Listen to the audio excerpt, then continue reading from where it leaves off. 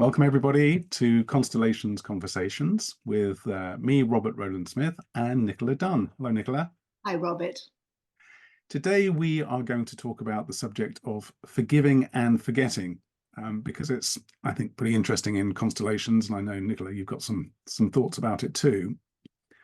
We said that I'd kick off because I've done a bit of thinking about forgiveness, and it's a topic with a very rich history. It's often associated with, religion and spirituality, and particularly in Christianity, although obviously other religions too, we have the notion of forgiving and turning the other cheek. So this is a choice not to punish the perpetrator, but to let them off, essentially, to forgive and not exert judicial powers upon them, and not to punish.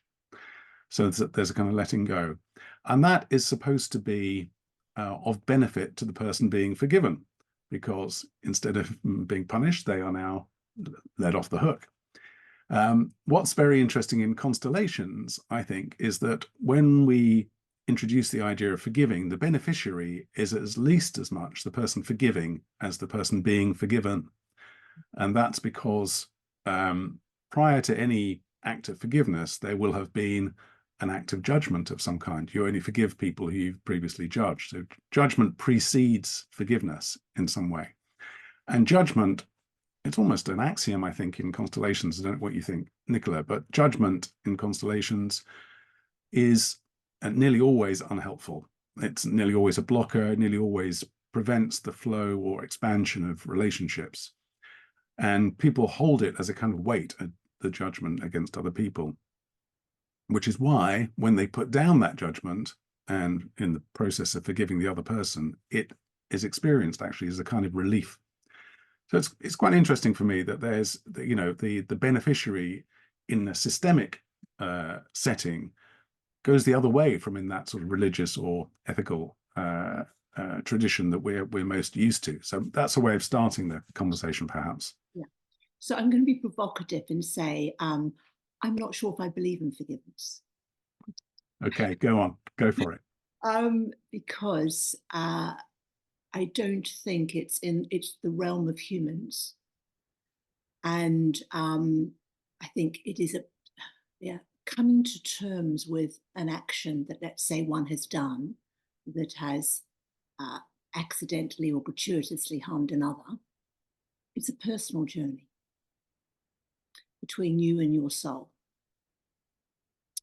So I think we get into a perpetrator-victim dynamic, don't we? So I think the person holding the victim position perhaps might be able to see when they believe a perpetrator has come to terms with their own actions, has actually totally accepted the impact that they've had, but that it isn't the victim's position to forgive, let's just say, the perpetrator. So that is a little bit controversial. No, but fascinating. That's fascinating. And I've actually seen in constellations people kind of bridling a bit at the phrase, I forgive you. And I would even suggest it's not necessarily a systemic sentence, partly because of what you've suggested there. There are a few, we'll talk about sentences another time, but I think there are a few false systemic sentences that sound like they might be. And I forgive you, I think, might count as one. Well, it's immediately an elevation, isn't it?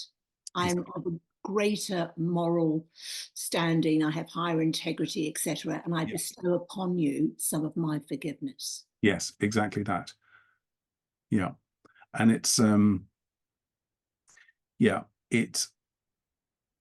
it sounds like, as I said at the beginning, it sounds like it is moving aside from the judicial justice system, but actually there is still that element of superiority involved in it in some way. Yeah, so that's very interesting. So another time we might do something around judgment, which I also am quite interested in. But judgment separates, doesn't it? Exactly. Yeah. Separates. And I think even though I may not believe in forgiveness, I do believe in staying in relationship. Right. Okay, that's interesting. It makes me think about this philosopher I'm obsessed with, of course, I mentioned before, Jacques Derrida, who wrote a book all about forgiveness. Strangely, it's called On Cosmopolitanism and Forgiveness, but I'll just talk about the forgiveness aspect. Because what I hear a little bit in what you're saying there is forgiveness isn't just hard, in a certain sense, is almost impossible for us as humans. And Jacques Derrida arrives at a similar conclusion, but obviously from a very different starting point, because he's thinking philosophically. And his point is this, that in order to forgive somebody, in order for forgiveness to happen, the other person must be forgivable, right? You can't forgive somebody for something completely unforgivable, because it's not forgivable by definition, right? But then he says, okay, well, if we're forgiving things of people in cases where they are forgivable, then what's the point? You know, if you're forgiving what's forgivable, what merit does the forgiveness have, right? It's only when you're actually confronted with the absolutely unforgivable that forgiveness earns its keep, you know, it's worth its salt or whatever. So he says this is an amazing paradox in forgiveness, which is that it's kind of impossible to forgive because you can only ever forgive what's forgivable, but the forgivable isn't really worth forgiving. And yet he says it's kind of necessary. You sort of have to do it anyway. So he called his philosophical word for this kind of contradiction is an aporia, a kind of logical puzzle. But it goes to, it arrives at a similar conclusion from the one you're making in a way, but from a very different point. Just conceptually speaking, forgiveness is impossible because forgiving the forgivable is sort of pointless, and forgiving the unforgivable is not possible. And I think it is about the kind of space between, if we take two people, yeah. You know, in the normal sort of urban street way of relating, you know, there are bumps and bruises that happen along the way. Yeah. Not always completely, totally aligned or understood or responded to. And it's always, you know, at the moment of a hurt, there's always this choice, isn't it? Do I move away? Do I stay where I am, or do I even move a little closer? And of course, if it is a process, a sequence, a piling up, a pyramid of moving away, then eventually the relationship cracks. And it ends in a sense. So you could say that's a point of no forgiveness, but that movement, the kind of coming in and coming back out again, it's the flexibility of a relationship, I suppose. Yeah. I find that fascinating, and it reminds me of a particular constellation that I ran some time ago, which was for a man whose wife had suddenly sort of taken against him, and there had been no apparent crime. There was no adultery or violence or anything like that. But suddenly she hired a lawyer to begin kind of divorce proceedings almost out of the blue, and lots of threatening behavior and aggressive text and so on. And it really did seem to be, yeah, you know, obviously pretty vexing for the man involved. Anyway, what was interesting in the constellation was that he had used this phrase in the opening conversation. He says, look, I'm prepared to forgive her, but I can't forget, you know, that period, because it was so distressing, and it passed, and in the end, you know, and he wanted the constellation to kind of look into what had happened, essentially. And, you know, it had passed, and in the end, I think his view was this was a sort of episode, kind of mental health episode on the part of his wife, essentially. But he did use this phrase, I can forgive her, but I won't forget. And it got me thinking, and maybe this is partly what you're saying, that actually the boundary between forgiving and forgetting is a very kind of permeable one, because in the tone of this expression, I'll forgive but never forget, there was a residual judgment. Like, I'm not in the forget, you know, because I'm going to remember, I'm not going to forgive. Because I'm going to remember, I'm still going to judge, actually. So there was that residue. But to your point there, you know, about this flexibility in relationships, the flow between people, you've made me think that, well, maybe that's kind of how relationship is thickened and deepened, you know, with the scars rather than without the scars. Sure. Because, you know, if we had entirely kind of mutually innocent relationships where nobody's ever saying a harsh word to the other person, we kind of remain in a state of the unreal, the ideal. There's no progress in that. Yes. I mean, I think it's probably realistic to say that someone you love can still bruise you, and perhaps particularly so because you open to them in a way that you wouldn't open to another person. Yeah. So on the subject of forgetting, which one's again? Don't tell me you don't believe in forgetting. You believe in remembering? I may not be a proponent of forgetting. I think that you can benignly choose not to focus on something. People say they've forgotten. Have they really forgotten? No, they haven't. They're just choosing not to focus on it. Yeah. I think probably for a relationship, if we take something, whatever is particularly difficult for a couple, if some boundaries being crossed, which is very important to them, that there is an element of vigilance where the person is looking out to see, is this a one-off or is this going to be repeated? Yeah. Is it a pattern or was it a moment of madness? So I think maybe the issue is not about forgetting. I would say the issue is about not weaponizing that information going forward. Yeah, it actually reminds me what you say there of the working definition I have, at least, of trauma, which maybe is a subject we'll come back to. It's a bit overdone these days, perhaps. But the working definition I have of trauma is what makes trauma traumatic is the fear that it will be repeated.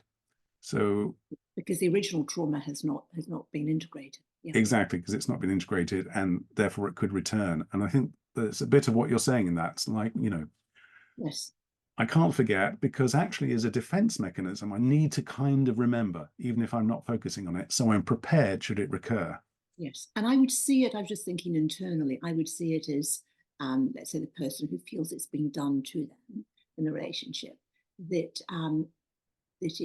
one moves perhaps hopefully more from a kind of burning fire, which you keep throwing evidence on to keep it alight, more to a sense of there has been a fire, there were ashes, I can see some burnt remains, but it's done. Yes, which I think opens up the connection between forgiveness and revenge. Well, that's very interesting. Yes. I think, doesn't it? Believe in revenge. You do believe in revenge. Right, okay, I'll remember never to cross you. Yes, please remember that, take a note.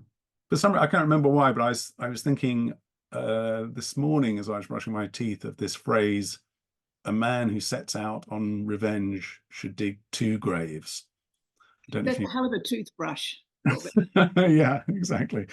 Well, it's electric, well, and there's something in that when you said that thing about the burning flames or the ashes, that's the issue, isn't it? Again, it's when you don't forgive and you don't forget, the danger is it becomes a fire inside you and starts to consume you as much as the other person. This is the point. Who's getting burnt now? Yeah, who's getting burnt? Exactly. And that relates to constellations, doesn't it? Yes. Because our focus, for example, if we took your client, obviously, none of us know who it was. Maybe his wife would have had a different narrative about what happened. Yeah, who knows? Exactly. But so in a sense, when we work often with couples in that situation, don't we? We're looking for a shared responsibility. Yeah, that's so well put. We are looking for what's shared in that. And, I mentioned systemic sentences a moment ago, and I think a sentence that probably is, legitimately systemic to use in a situation like that would be, I played my part. Exactly. And the interesting thing is we don't say it was 50%. No. But perhaps in that occasion, we might say, I didn't notice my wife was having a nervous breakdown. Yeah, exactly. I didn't notice something else. And I wanted to believe that things were just the same as usual and everything was fine. Yeah. Because it's been quite difficult to get the time to really explore that with them. So I think it's in a relationship, it's the co-creation. And that allows you to stay in relationship. And I say that as someone who's no saint, and people have stayed in relationship with me when I haven't been perfect in my behavior. Yeah. And as you say, that deepens the relationship. It's last year, for the first time ever, I think I embraced Instagram, not to post stuff, but to just, scroll through things. And of course, once the algorithm gets you, it hooks you into these things. And I started inadvertently. I was watching a Buddhist monk who posts on Instagram, and of course, because I watched one, I get, loads and loads of these things. And so many of them are about the value of forgiveness, the spiritual value of forgiveness. Like, if you want your life to go well, to forgive, because essentially in the letting go, you're not being bound. The fire within you doesn't grow, and you can move on in some way. So I wonder, because in systemic work, there is that sense of when you forgive somebody else that you are superior to them in some way. Look at me, I have the moral maturity and spiritual abundance to be able to forgive you rather than punish you.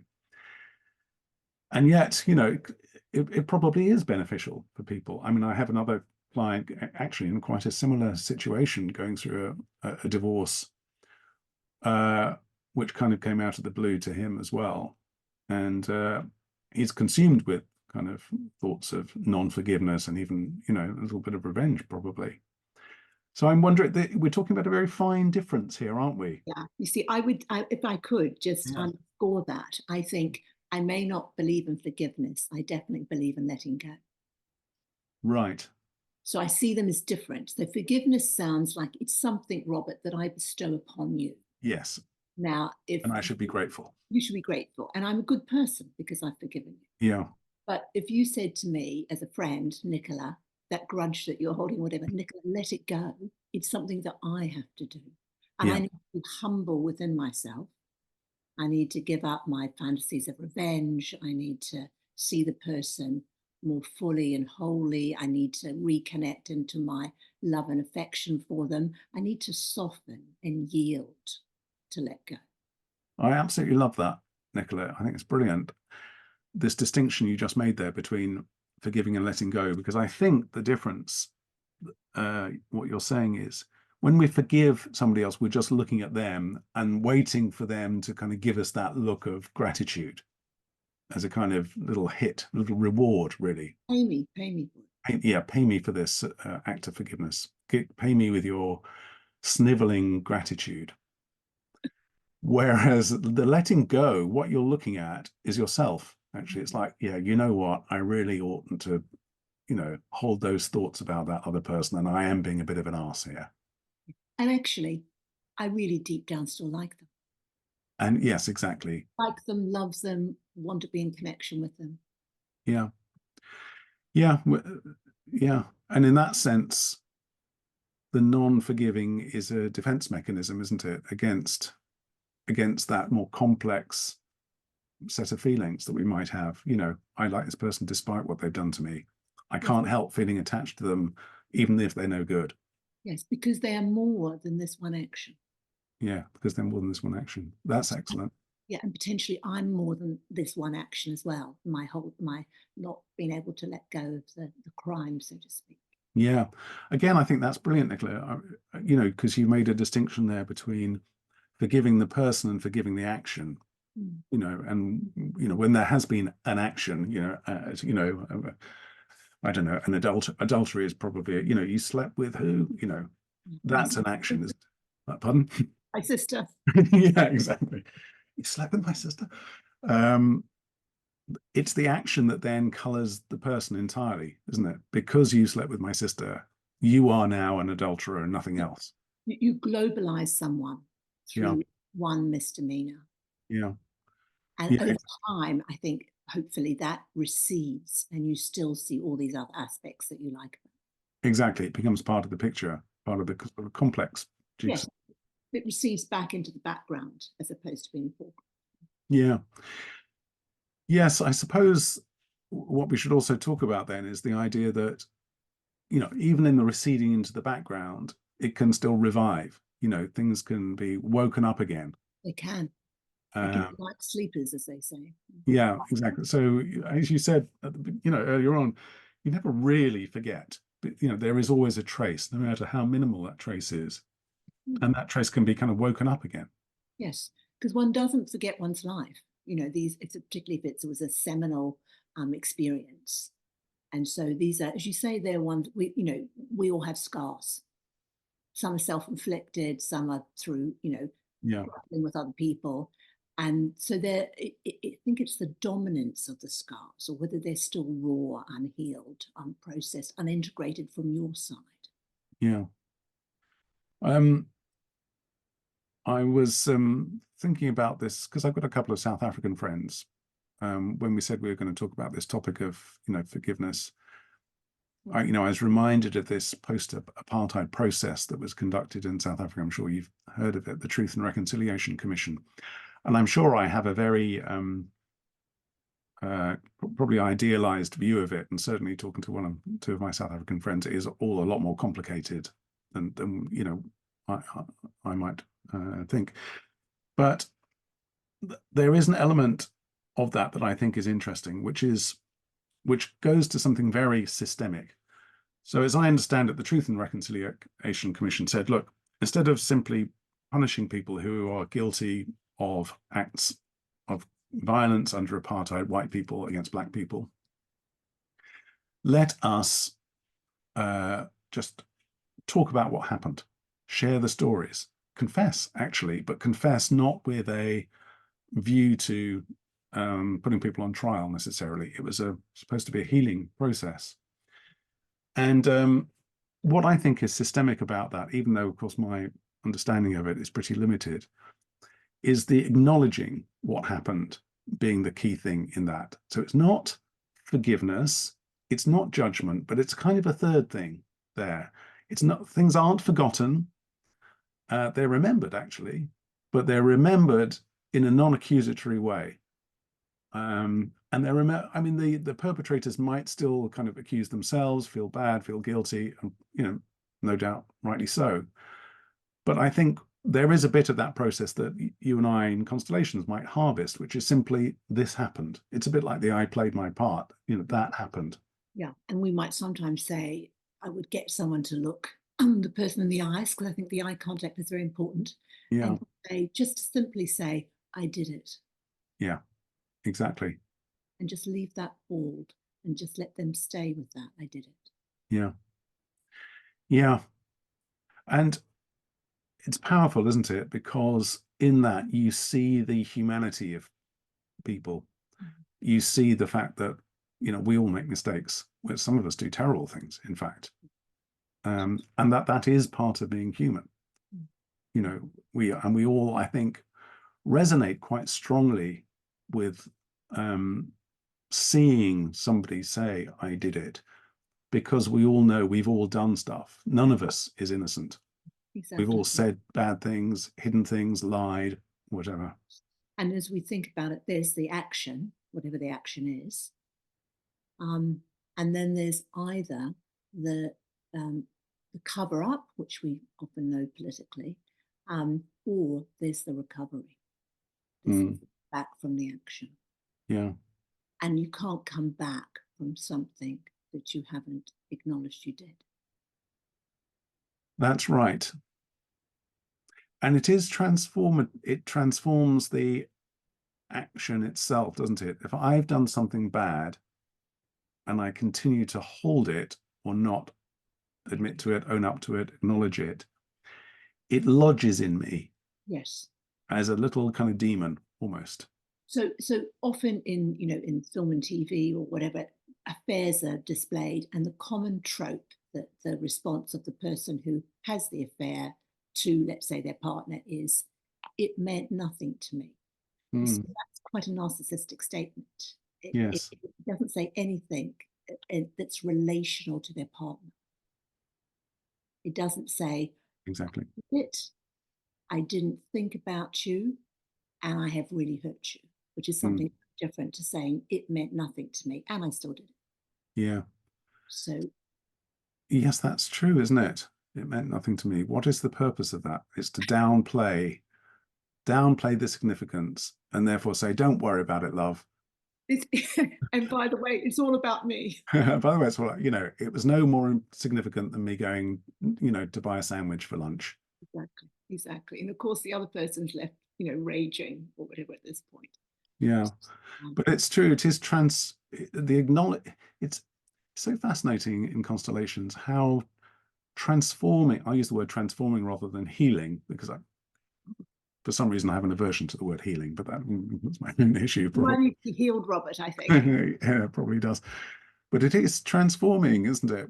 How when people acknowledge what they've done, it moves something in them.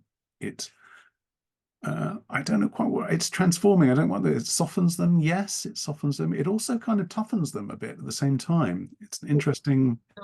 See, the truth is deepening, but also stabilizing, I believe. That's right. It's less, the shifty has that sideways sort of movement. You can't quite get hold of somebody, you know. So it's the opposite of shifty. Yeah. It is absolutely standing with the truth. Yeah. And acknowledging and not using words to manipulate and persuade.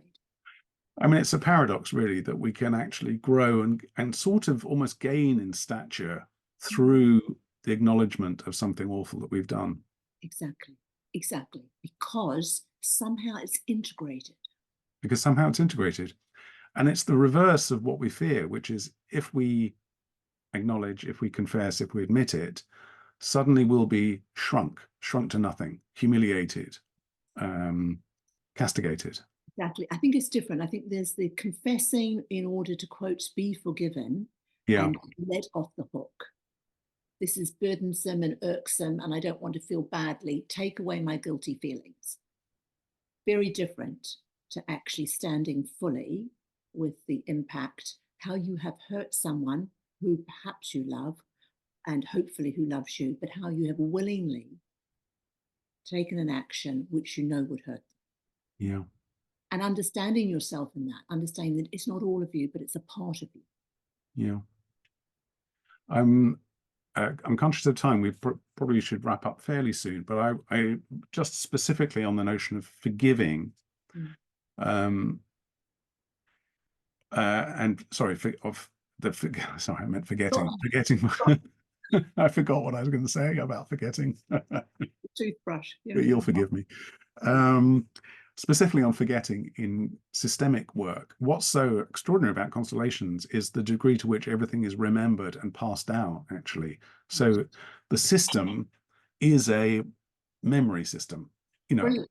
Whatever else it is, it's a memory system. And it holds no moral position around it, but everything is noted, everything that is done, thought, acted upon, both the exterior and the interior, are kind of imprinted. Yeah, exactly. I mean, people often, you know, ask, you know, what do you mean by the system? And I say, oh, you know, the family system going back many generations. But really a better definition would be that the system is a collective memory. Yes. That's kind of what it is. Yeah, that's a brilliant point to end on. Yeah. Great. Wonderful. Thank you everyone for listening and watching. Please like, subscribe and share, because that helps Robert and I to feel motivated to keep going. And you can find us at robertrowlandsmith.com and myself at nicoladownconstellations.com. And we hope to see you again. Thank you.